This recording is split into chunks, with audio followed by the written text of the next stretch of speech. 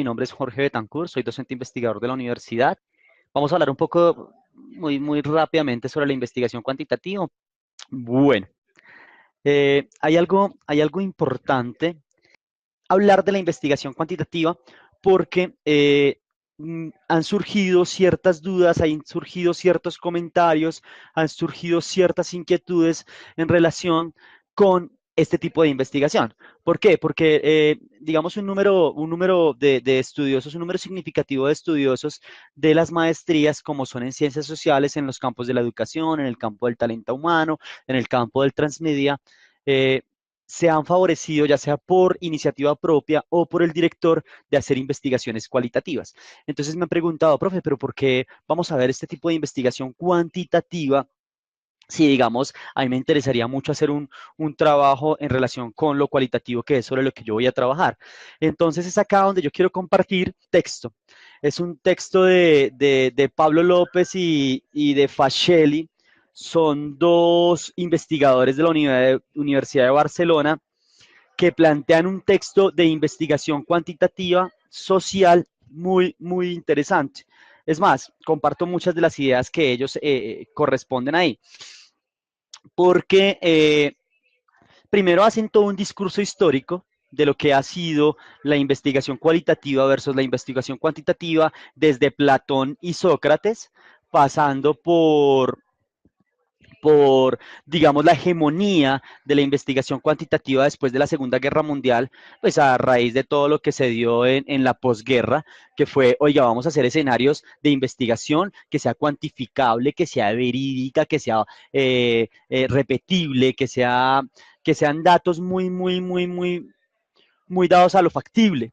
Entonces, hasta hace 30 años, la hegemonía de la investigación cuantitativa fue un discurso que siempre se dio, y hace 30, 40 años empezaron unos discursos nuevos en relación con la interpretación, de dejar de un lado la objetividad en el entendimiento de que un investigador, al entrar a una práctica, valga la redundancia, de investigación, tiene algo de subjetividad. Entonces, en este sentido, eh, quiero compartirles este texto y este par de expresiones. Muchos teóricos contemporáneos consideran que el discurso quanti versus el discurso quali ya está, digamos, de una u otra manera mandado a recoger. Es decir, que es más, Facelli y López, en una frase del texto que ustedes pueden ir observando, porque es un texto que tiene 10 capítulos, hablan sobre bueno, y lo dicen abiertamente.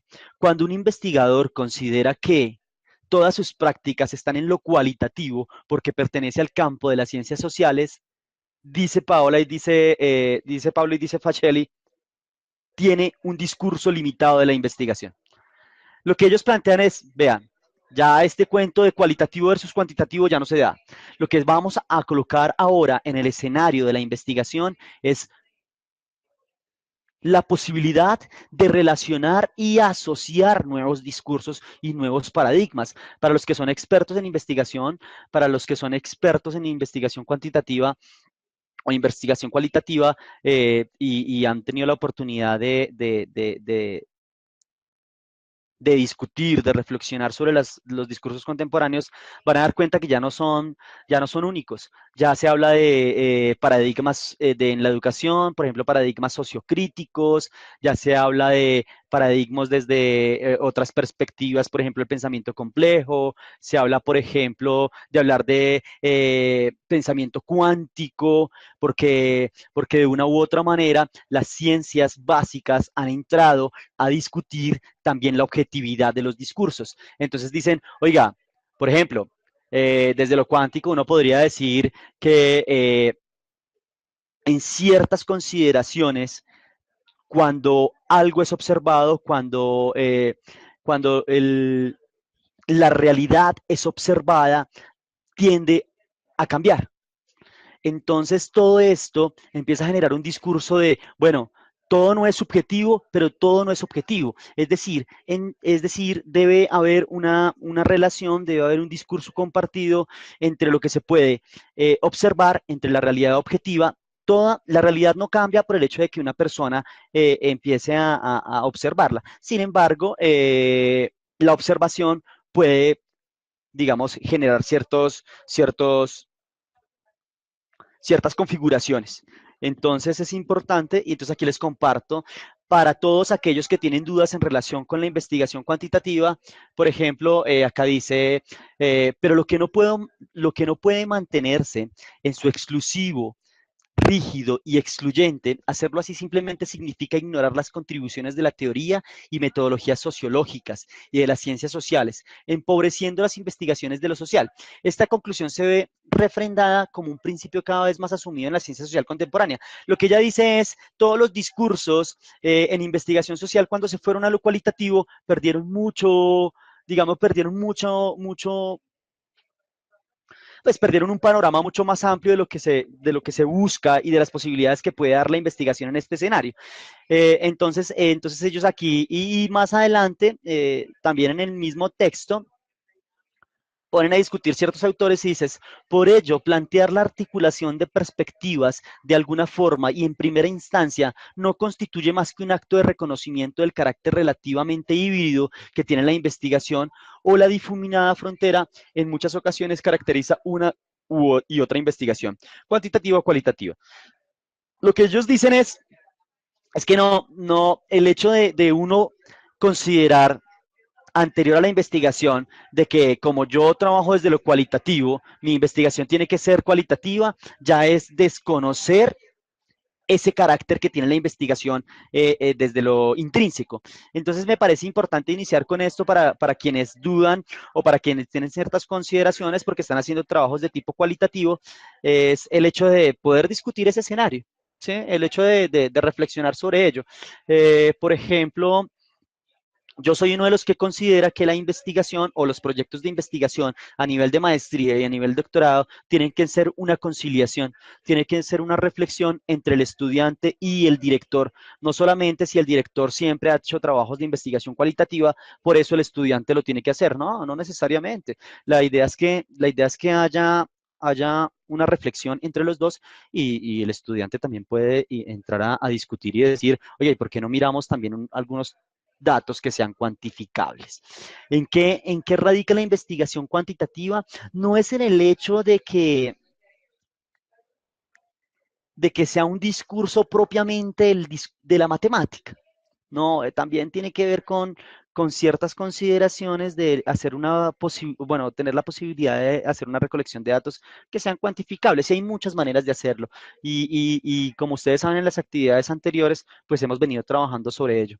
Hemos venido, lo que ha sido de interés en el curso ha sido complejizar la investigación cuantitativa, no el hecho de colocar una investigación con técnicas y análisis de datos matemáticos o estadísticos y que usted pueda observar o entender eso, no, la idea es complejizarlo, la idea es involucrar este tipo de investigación en su campo, esta investigación en su proyecto de investigación. Este enfoque y no solamente, recuerden que las competencias a desarrollar no están solo dirigidas a su proyecto de investigación, las competencias están dirigidas para que usted, o en este momento, porque hay muchos de ustedes que trabajan en la docencia, trabajan en la investigación, es el hecho de que usted más adelante pueda también pueda replicar estas prácticas, pueda trabajar en diferentes enfoques de investigación. Entonces, por eso consideramos que estas competencias tienen que ser desarrolladas en estudiantes a este nivel gradual. ¿Listo? Vamos a mirar acá un poco. En estadística, digamos, pues hay muchas definiciones, pero vamos a considerar una sencilla que nos va a permitir mirar más adelante la necesidad de tomar estos datos y llevarlos al campo de lo numérico. Aquí voy a hacer un paréntesis y es el hecho de si tenemos en este momento personas que, digamos, docentes en el área o profesionales en el área que sean expertos en ciencias básicas, en matemáticas, en física, bueno, en varios escenarios de los cuales ustedes tienen conocimiento de este tipo de técnicas, pues les voy a solicitar que sean un poco pacientes porque la idea es que no sea un discurso matemático, la idea es que no sea esto una clase de técnicas estadísticas, ¿no? La clase de estadística, yo espero que usted o después la suma, después la entienda, si hay dudas, la idea es que este sea un ejercicio de cómo interpretar datos a través de técnicas estadísticas, ¿sí? Pero nosotros tampoco vamos a ir a mirar cuáles son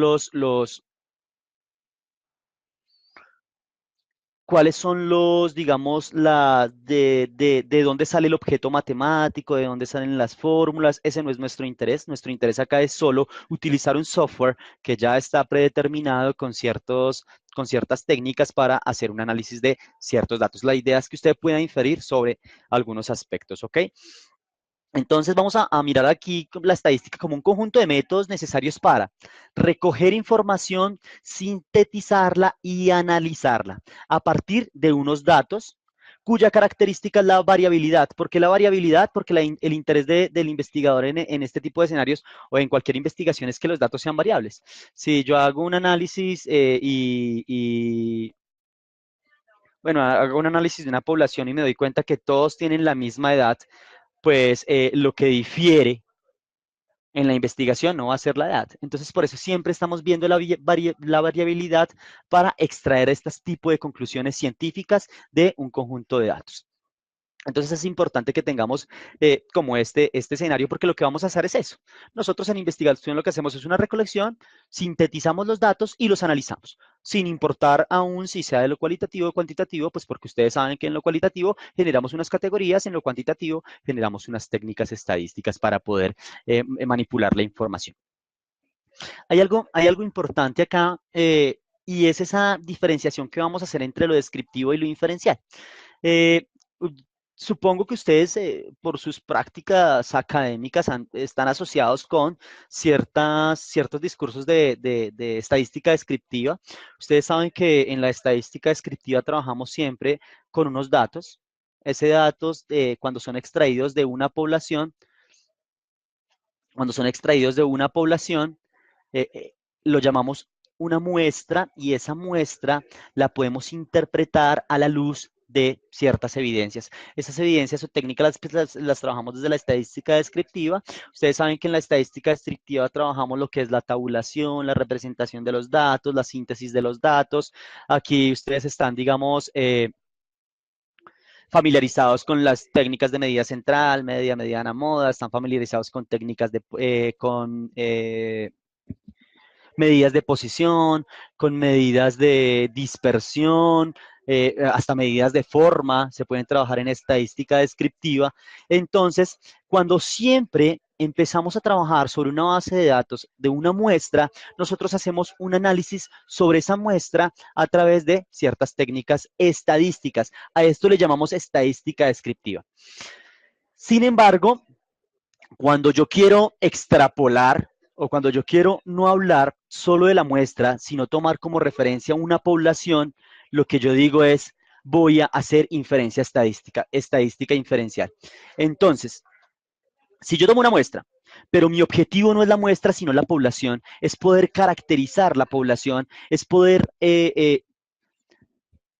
mirar cómo el comportamiento de la población, mirar si puedo generar ciertas conclusiones que den cuenta de ciertas regularidades o patrones de la población. A eso es lo que yo llamo estadística inferencial. Y en esa estadística inferencial también utilizo ciertas técnicas diferentes. Bueno, con la descriptiva también se puede hacer, pero también utilizamos otras técnicas de análisis de datos. Entonces, al inferir, inducir o predecir comportamientos de la población a través de una muestra, es a lo que yo llamo estadística inferencial. Y nuestro interés está particularmente en esta estadística inferencial. Entonces es por eso que vamos a trabajar un poco, porque la idea es que usted vaya, todo lo que vamos diciendo lo vaya asociando a su proyecto de investigación. Recuerden que en su proyecto de investigación usted ya está mirando cuál es su muestra.